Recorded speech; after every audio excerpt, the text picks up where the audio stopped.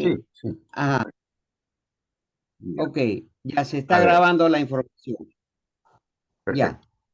Eh, en primer lugar, existe una compra-venta con escritura Es pública. la misma reunión.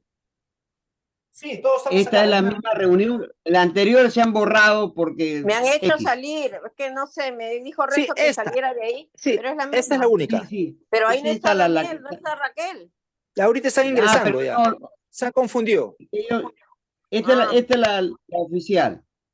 Ok. Faltaría el señor Ajá. Eleuterio y entonces la señora Raquel, ¿cierto? Así es. Ya, entonces mejor lo esperamos para tener una misma Ok, línea voy a en... tratar de hacer otra reunión mientras tanto, ¿sí? Para cuando concluya esta en media hora, se empalme con la otra. Sí, porque ya les Ok, dije que Ahí está ingresen el acá. Les he Eleuterio, está escrito en ingresando. WhatsApp. Ya, ok, perfecto. No, por WhatsApp no, porque WhatsApp solamente acepta No, 4 o 5 le he personas. escrito simplemente para que ingrese ya el link. Se les ha enviado Ya. todo. Ya, Raquel, admitir, ya está. Vamos a ver, Raquel también está, ya está. Mateo, Renzo, Eleuterio, Raquel. Ya estamos. Ya, ahí estamos. Carmen Rosa también. 2, 4, 5 personas. Ok, 2. Ok, estamos los 5 Ya ya. Adelante, podemos empezar. Ya. ya. Adelante. Bueno, buenas tardes. ¿El doctor Mateo está presente? Sí, estoy aquí Sí. presente, atento. Sí, doctor. Buenas tardes. Nada, era para poder, ya que estamos el resto de la familia, está mi prima Carmen Rosa, si no me equivoco también, ¿no? Se le saluda y se agradece también su participación y al resto de lo que están, ¿no? Sí, presente ya de hace 10 minutos. Bien, gracias, prima. Muchas gracias por... Prima, justamente queríamos escuchar su observación sobre el tema, ¿me entiende? Porque es muy necesario para este tema que estamos tratando, ¿no? De Autucho. ¿Referente a qué? ¿A qué me dices, Daniel? A su observación que nos mandó por audio, ¿te acuerda? Bueno, que estaba, creo que está usted conforme y que hay que, todo lo que se ha planteado en la demanda es porque se ha estudiado bien el caso, ¿no? ¿Y usted está conforme o no con el tema? Bueno, Porque... como te dije yo, de palabras que han colocado, que usan los abogados, ahí no puedo discutir, solamente lo que te dije que había que poner I en lugar de O, creo, en esa parte que te corregí, no sé, ahorita no lo tengo aquí a la mano, tendría que entrar al WhatsApp. A ver. Que nos daba a entender que se habían beneficiado con la reforma agraria, más no, porque no hay beneficiarios, ¿no? Ah, que indiquen, pues, ¿no? A ver, espérate acá, yo lo puse, pero no me acuerdo. Primo, perdona Carmen Rosa, dame permiso para grabarlo. Está Solicitud para... Ya grabándose. estamos grabándolo. Ah, Está vale, grabándose. vale. A la hora que han entrado, ahí ponen de que está grabando. Ah, sí, No, perdón. lo tengo en audio, creo, Sí, no lo tengo. Está en el audio, no lo tengo acá, pero fundamentalmente era eso, ¿no? De que era el que decía de que habían hecho un reconocimiento, unos beneficios, yo no sé a qué se referirá. Y después una parte que decía de que sea pronto, ¿no? Y decía o pronto, pero tiene que ser y pronto, ¿no? Ahí ya, está bueno, en la denuncia, en la demanda que se va a presentar. sí, justamente el audio suyo, primo, lo mandé a todo el grupo. Yo pienso que lo han tomado nota y especialmente el doctor Mateo, ¿me entiendes? Está ingresando Lucho y Félix, parece, ¿sí? Bienvenidos. Y otra pequeña observación que nos está haciendo el primo, ¿cómo se llama? Pedro. Pedro. Me gustaría que, si está Pedro, por favor, que lo manifieste.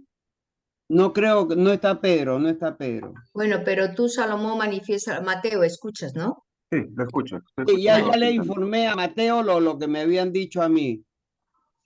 Ah, Bueno, ok, pues perfecto, era ese punto. sí.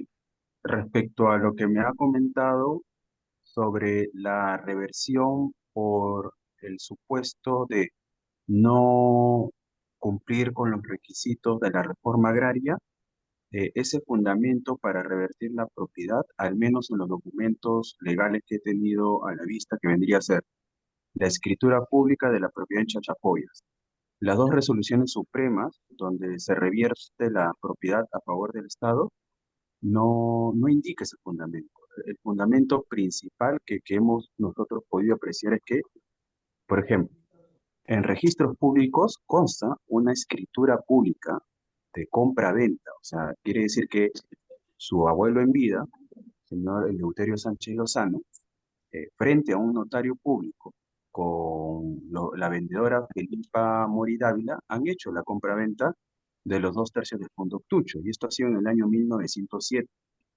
¿Qué significa esto? De que ha habido una transacción directa comercial, una compra-venta, como lo que nosotros conocemos, una compra-venta pura del Fondo Octucho, de las 2/3 partes en el año 1907. No, Y sí. la tercera parte del Fondo Octucho es adquirida mediante posesión ininterrumpida, lo que se conoce como prescripción adquisitiva, pero en este caso lo han hecho con la técnica de títulos supletorios, que esto prácticamente es ir ante un juez competente de la zona y decirle, yo tengo esta propiedad eh, adquirida por compra-venta y tengo la tercera parte de la propiedad adquirida de manera ininterrumpida por posesión. Entonces, allí hay un juez competente en el año 1907 que ha dado fe que esa tercera parte le pertenece al señor Eleuterio Sánchez. Entonces, ¿qué es lo que les quiero decir con todo esto? Que en 1907 existen dos transacciones válidas, puras, simples, una compra-venta y el otro título supletorio. Eso es a nivel registral. O sea, esto consta a nivel de registros públicos. En paralelo, lo que ha hecho el señor Eleuterio Sánchez es inscribir la propiedad, esto que consta en registros públicos, inscribirlo también en un registro de montañas. Ese registro de montañas es un registro que solamente consta en el Ministerio de Agricultura. Entonces, cuando el Ministerio de Agricultura ha querido inscribir esta propiedad en el registro de montañas, ha evaluado toda la documentación. ¿Qué documentación? La compra-venta por escritura pública ante el notario y los títulos supletorios ante el juez. Y el mismo Ministerio de Agricultura, en el año 63, 1963, o sea, prácticamente más de 55 años posterior a la compra-venta y a la adquisición de la propiedad, o sea, 55 años después, el Ministerio de Agricultura en el año 63 inscribe la propiedad en el registro de montañas. En consecuencia, hay dos registros. Un registro que nosotros conocemos como registros públicos y otro registro de montaña que es ante el Ministerio de Agricultura. Porque en el Ministerio de Agricultura había ciertos beneficios. Pero esto no tiene nada que ver con la reforma agraria. No tiene nada que ver. ¿Qué ocurre? Perdón, Posteriormente, perdón, que le interrumpa, doctor. Yo hasta donde recuerdo, se hizo esa inscripción, mi papá la hizo porque esos terrenos de montaña no iban a ser revertidos al Estado por la afectadas. reforma agraria. Eso era un beneficio que iban a tener. Y por eso es que se inscribieron ahí, hasta donde yo recuerdo. ok, ya, pero netamente de la propiedad, o sea, quién es propietario, lo que evidencia tanto el registro público como el registro de montaña es que el propietario es su padre, Eleuterio Sánchez. Eso es Mi abuelo. lo que está, su abuelo. Eso es lo que está confirmando estos dos registros. No se menciona nada de la reforma agraria, al menos en la documentación, no se menciona que sea para beneficio de la reforma agraria. Ahora, ¿qué ocurre posteriormente? Tenemos esos dos registros. ¿Qué ocurre posteriormente? En el año, déjeme decirle con exactitud el año, en los años 70, en el año 1973, o sea, prácticamente 6 años posterior a la inscripción de esta propiedad en el registro de montaña, en paralelo con el registro en registros públicos, ¿qué hace el Ministerio de Agricultura? Y aquí es donde realmente ocurre la expropiación. Lo que dice el Ministerio de Agricultura en el año 1973 es: a mí, Ministerio de Agricultura, a mi Estado, no me consta que esa compra-venta por escritura pública ante el notario, la vendedora, Filipa, sea realmente propietaria en esa época. Y tampoco me consta de que el señor Pompeyo sea el actual propietario. También evidencio que en la propiedad del Fundo Tucho hay arrendatarios, y menciona a los dos hijos del señor Eleuterio, que vendría a ser Julio y Pompeyo. Y el Ministerio de Agricultura también señala de que hay terceros ocupantes. Y por último indica que la adquisición por título supletorio, o sea, ante el juez, no es válida. Ese es el argumento en el año 73, mediante una resolución del Ministerio de Agricultura, para expropiar la propiedad. O sea, lo que hace el Estado es prácticamente decir: a mí, la compra-venta que ustedes han adquirido por escritura pública y la adquisición de títulos supletorios por juez no son válidas para mí. Y adicionalmente estoy evidenciando que en la propiedad Fundo Tucho hay terceros ocupantes, pero no los identifica, no los menciona. O sea, prácticamente son fundamentos que no son sustentatorios, son afirmaciones que no, el mismo Estado no puede evidenciar. En otras palabras, su argumentación no es ni razonable ni justificable. Ahora, esto ocurre en el año 1973. En un principio nosotros pensábamos que esta resolución del Ministerio de Agricultura no había sido publicada ante el diario oficial El Peruano. No obstante, el señor Eleuterio ha hecho la búsqueda en El Peruano y sí consta la publicación de esta resolución en ese año, el año 70. ¿Cuál es la problemática realmente del caso? La problemática del caso es el tiempo. Lo que nosotros realmente aquí vamos a tener que peticionar ante el juez es una indemnización de una expropiación ocurrida en el año 1973. O sea, prácticamente más de aproximadamente 80 años. Y como les comentaba desde el inicio, hay una figura jurídica que se llama la prescripción, en la cual el traspaso del tiempo, la inacción, más el tiempo transcurrido, mediante el cual uno no ejerce su derecho o ejerce alguna acción, significa de que está renunciando ante él.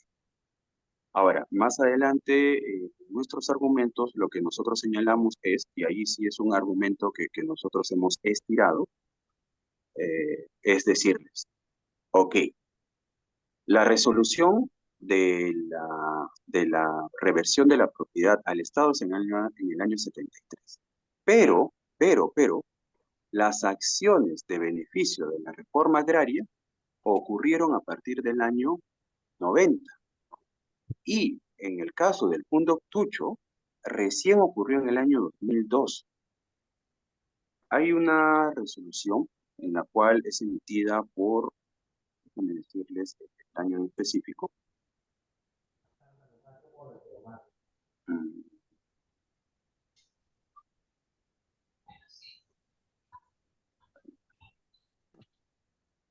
¿Escucha? Sí, déjenme decirles el año en específico, o si no, está en la demanda en los fondos acá, ya lo encontré. Hay una resolución de la Dirección Subregional Quinta, que vendría a ser de la jurisdicción de Chachapoyas, que en el año 95, ¿ya? Con el año 95, le otorga la propiedad en beneficio de una tercera persona, pero solamente del fondo El Tigre, o es una parcela conocida como El Tigre, que está dentro del fondo Tucho. Y a partir de ese año 95, ya lo que hace su abuelo en vida, el señor Pompeyo, es presentar un proceso judicial, es iniciar un proceso judicial de nulidad de esa resolución que otorga la parcela El Tigre a favor del señor Santos Mauro Olivera. Y en el proceso judicial, sobre esta nulidad de esta resolución, en la cual recién materialmente en el año 95 le otorgan la propiedad por reforma agraria a una tercera persona, que es el señor Santos, en este proceso prácticamente se desestima la demanda. La demanda se desestima en el año 97, en el año 1997. ¿Esto qué quiere decir? Que desde el año 1995, que se emite la resolución de beneficio por la reforma agraria, hasta el año 1997, ha estado esa resolución de beneficio de la reforma agraria suspendida. Cada vez que se presenta un proceso judicial, las resoluciones administrativas se suspenden los efectos hasta que el Poder Judicial las pueda confirmar o validar. En este caso, en el año 97, cuando la demanda del señor Pompeyo sobre nulidad de esta resolución de la reforma agraria a favor de Santos Mauro es desestimada, recién en el año 73, lo que ocurre es de que, perdón, en el año 97, lo que ocurre es de que se hace efectiva la resolución de reforma agraria. Ahora, ¿qué ocurre aquí? Que lo que se había discutido en el año 95 mediante proceso judicial hasta el año 97 es la validez de la resolución emitida por la Dirección Policial de Chachapoyas respecto al beneficio de reforma agraria a favor del señor Santos. Pero no se había cuestionado la validez de la resolución emitida por el Ministerio de Agricultura en el año 73 respecto a todo el Fundo Octucho. En otras palabras, lo que se estaba solamente discutiendo era la parcela del Tigre, que es parte del Fundo Octucho, pero no se había discutido todo el Fundo Octucho. Entonces el señor Pompeyo, y ahí ya es claro, el señor Eleuterio ya no se encuentra de vía y el señor Pompeyo inicia una acción para declarar inválida esta resolución del año 73. Y ese es un proceso que inició en el año 97 en vía administrativa y ante el Poder Judicial inició en el año, creo, aproximadamente 2018, si mal no recuerdo. Toda la discusión siempre ha sido respecto a la validez de la resolución del año 1973 y solamente respecto a la expropiación de la parcela El Tigre. En otras palabras, nunca se discutió de la indemnización y en otras palabras, nunca se discutió de la expropiación del Fundo Octucho. Solamente se ha discutido de la parcela del Tigre, que forma parte del Fundo Octucho, pero no en su totalidad. Entonces, estos son como que dos puntos que en su momento no fueron discutidos y que en esta oportunidad vamos a discutirlo. Ok, Estado, ya me has dicho que esa resolución es válida. Ya no la puedo cuestionar, ya no puedo hacer nada respecto a la transferencia de propiedad y tampoco puedo hacer nada respecto a los beneficiarios de la reforma agraria, no puedo. Pero lo que sí tengo como derecho, y esto está en diferentes documentos legales, la Constitución, la ley, normas reglamentarias, está lo que vendría a ser la indemnización. Y la indemnización hasta la fecha, en todas las discusiones que se ha tenido de los dos procesos judiciales anteriores, nunca se ha pedido, nunca se ha peticionado. Esto es lo que vamos a hacer ahora. Y la gran problemática que nosotros tenemos es ¿por qué no la pidieron en su momento? ¿Por qué están esperando después de 80 años de pedirla? Y ahí prácticamente el argumento principal de nosotros, que vendría a ser un argumento legal, es de que la propiedad tiene dos componentes, tanto el componente particular y el componente social. El componente social es que por utilidad pública, por interés público, puede ser expropiada, pero con una compensación. Y esa compensación se da por la expropiación. O sea, es algo que es una contraprestación. Yo te expropio y te doy la indemnización. No es que yo te expropio y tú me tienes que pedir la indemnización. O sea, no hay una iniciativa de parte del ciudadano de exigir la indemnización. Lo que ocurre es de que el Estado, yo te expropio y de inmediato te pago la indemnización. Entonces, en este caso no ha ocurrido aquello y como es componente social del derecho de la propiedad, me corresponde, a pesar de los años, la indemnización equivalente a esta expropiación. Eso es, en líneas generales, el argumento y los hechos que han ocurrido, que están descritos, como le digo, en registros públicos y en el registro de montañas del Ministerio de Agricultura.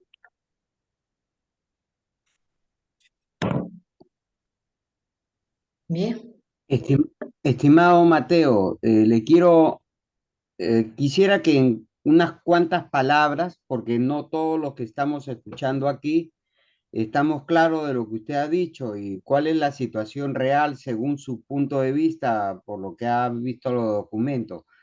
Pero también habemos personas que estamos aquí y nos gustaría que les explique en pocas palabras o en palabras más sencillas qué opciones hay para tratar de recuperar la parte que todavía es salvable de Otucho.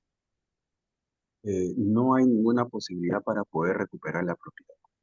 La propiedad del Fundo Cucho le pertenece al Estado desde el año 1973. No existe ningún escenario legal, ninguna petición que nosotros podamos realizar para poder recuperar la propiedad. No existe ninguna. Y ahí sí, al ser un derecho ya personal, eso prescribe a los 10 años. Eso es muy diferente al componente social que les estaba comentando del derecho de propiedad. Recuperar la propiedad, no. Y es más, en estos dos procesos que les he comentado, del año 95 al 97 y del año,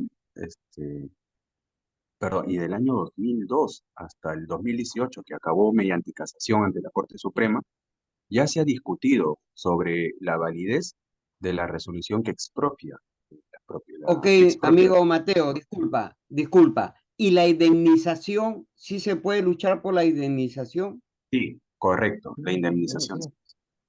Y doctor, ¿y hay jurisprudencia de esto? ¿Hay algunos casos que ya se hayan logrado hacer? Sí, por el traspaso del tiempo, eh, no en específico, o sea, por el hecho de no exigir una indemnización en su debida oportunidad, no, pero lo que sí existe es jurisprudencia en cuanto a que el Estado tiene que indemnizar sin ningún requerimiento del ciudadano que ha sido expropiado.